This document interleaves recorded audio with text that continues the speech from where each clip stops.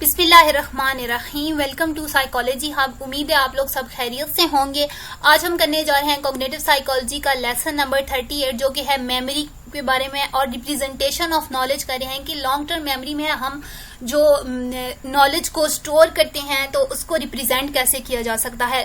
Psychological reality of a script क्या है? Script basically होता है कि इवेंट्स को जब हमने डिस्क्राइब करना होता है स्कीमाज में तो उनको कहा जाता है scripts.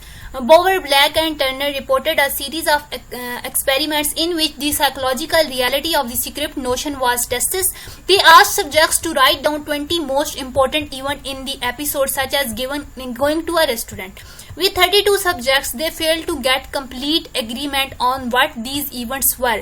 No action was listed as part of the episode by all the subjects. However, considerably consensus was reported. Highest agreement level was sit down, look at the menu, ordered, eat, pay bill and leave. 73% reported this sequence. यानी कि जब उनको पूछा गया था लोगों से 32 लोगों से पूछा गया था कि आप जब होटल में जाते हो तो वहां पे क्या किया जाता है, तो जिसमें से 73% ने ये किया था जो कहते हैं जनरलाइज होटल में जाके लोग बेसिकली तो यही करते हैं, खाते हैं और घर आ जाते हैं।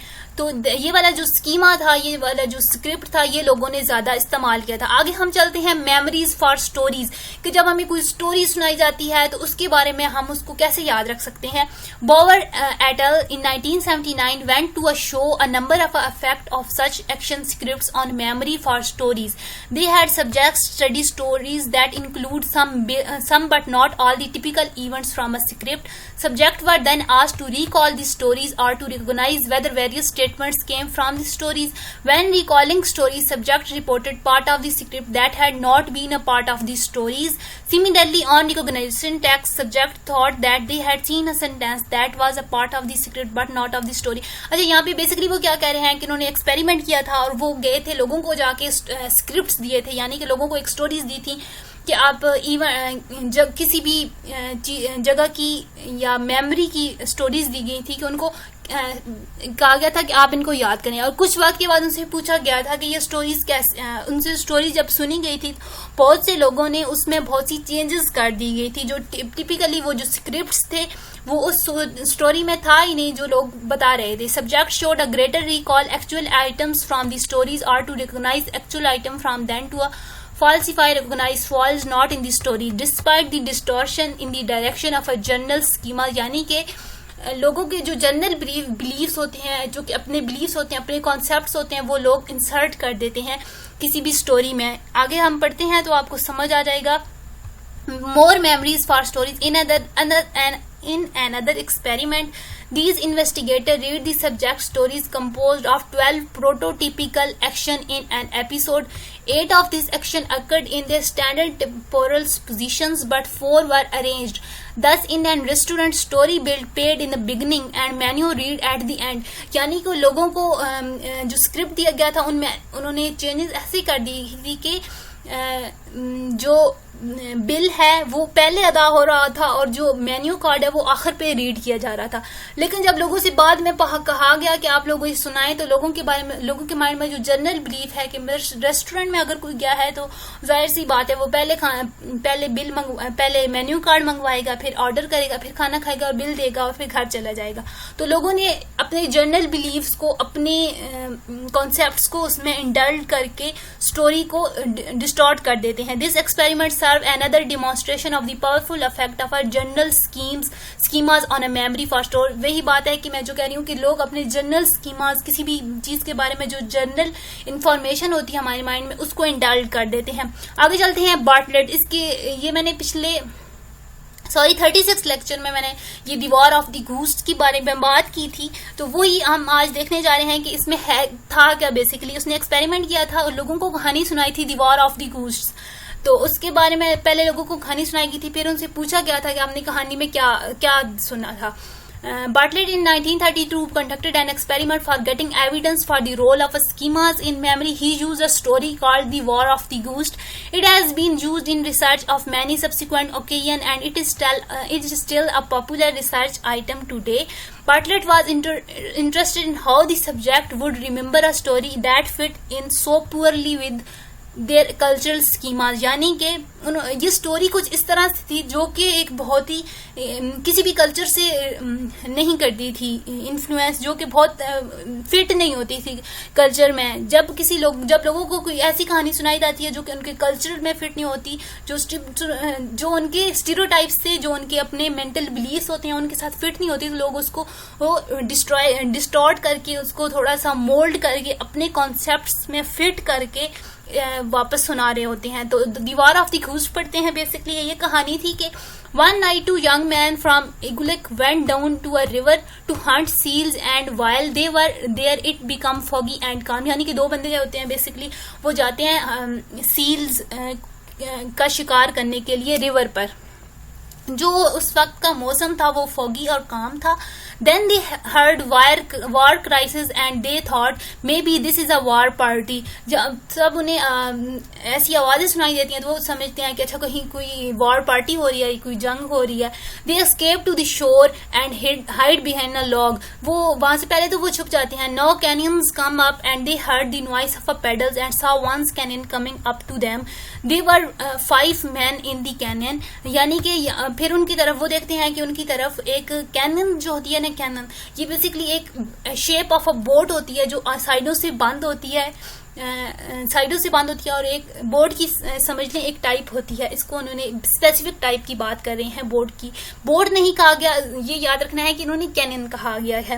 वो जो लोग उनके पास आते हैं, बोट में 5 बंदे होते हैं, वो इनके पास आते हैं, वो उन्हें कहते हैं what do you think, we wish to take you along, कि हम आपको साथ लेने के लिए आए हैं। We are going up to the river to make war on the people.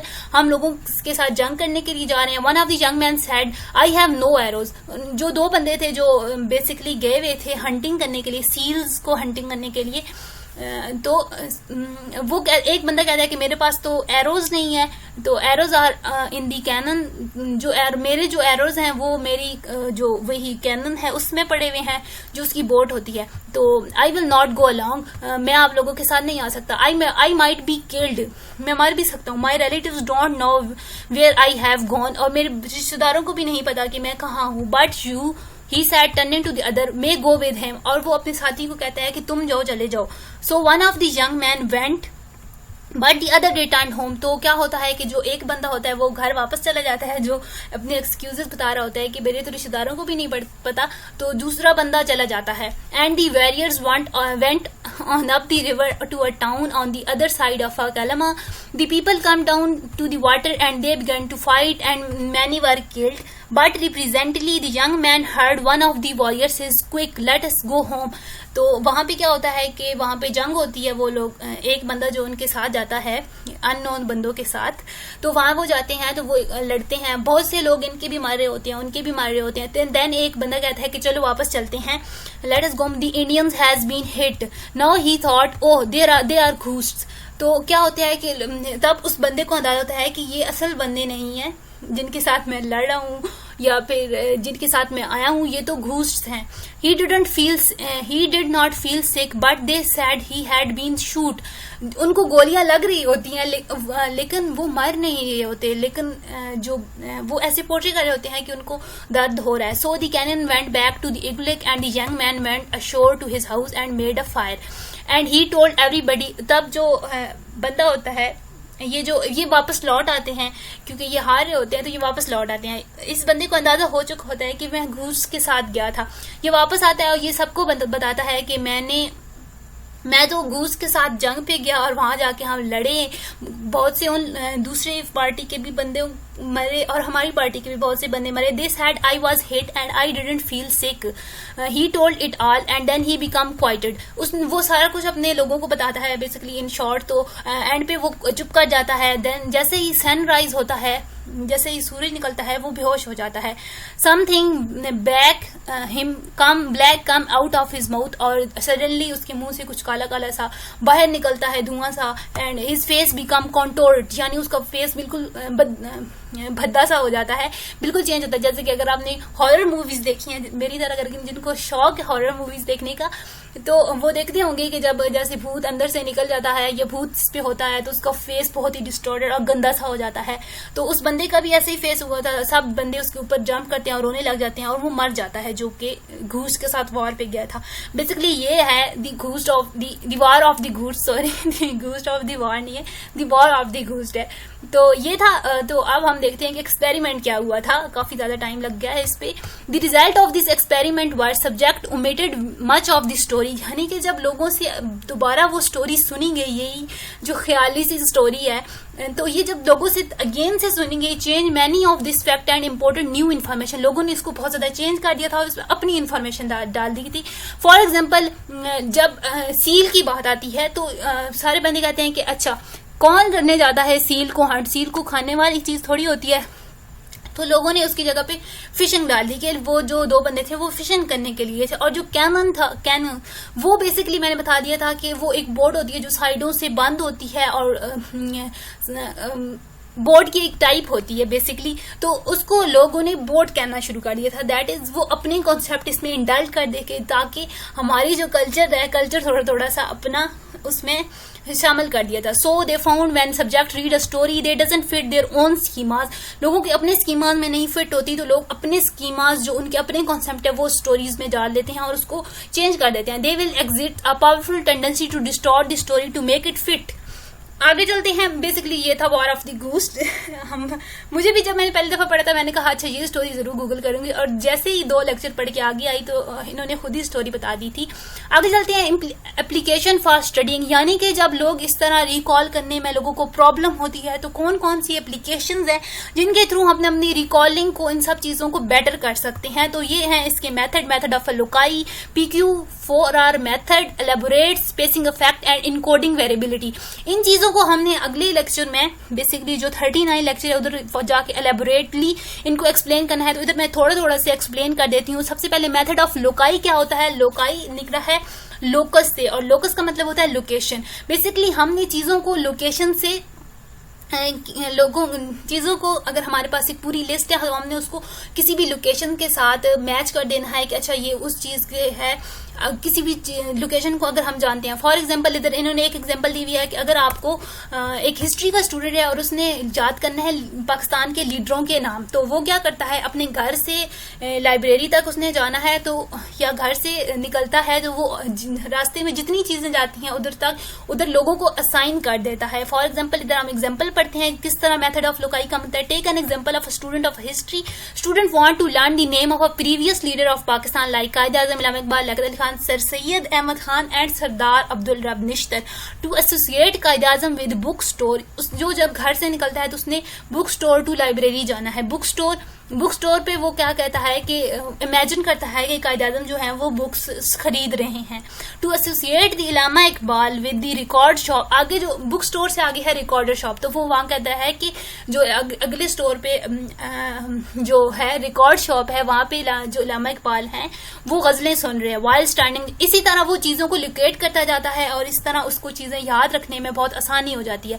आगे वो कहते हैं कि 2 important principle underline the effectiveness of the method of loci. जब हम मेथड ऑफ लोकाई की बात करते हैं, जैसे कि लोकेशन के साथ बंदों को असाइन कर देना, तो वहां पे 2 प्रिंसिपल होते हैं। This technique impose organisation of an otherwise unorganise list, यानी कि आप ऑर्गेनाइज लिस्ट को भी अनऑर्गेनाइज दोनों लिस्टों को इधर से याद रख सकते हैं। वो एक guaranteed that if we follow the mental path at a time of a recall we will pass all the location from which we created associations, यानी कि हमने अपने माइंड में एक पूरा मेंटल मैप बनाना है जिसके थ्रू हम उन चीजों को याद रख सकें। जो second is the generating connection between the location and the items forces us to process the material elaborately, यानी कि जो भी हम जिस चीज के साथ हम जिस लोकेशन को असाइन कर रहे हैं उनमें एक कनेक्शन होना चाहिए। मेरे लैपटॉप की बैटरी भी लो हो चुकी है। PQ4R मेथड बेसिकली क्या होता है, ये इसमें 6 फेज होते हैं। सबसे पहले आपने P फॉर प्रीव्यू करना है, किसी भी चीज को आपने एक दफा कंप्लीटली देख लेना है कि इस पे है क्या। देन आ जाता है question, Q four, and then 4R read, reflect, recite and review. इन चीजों को हमने आगे डिटेल में पढ़ना है इसलिए इधर थोड़ा सा एक्सप्लेन सर जस्ट कर दिया है।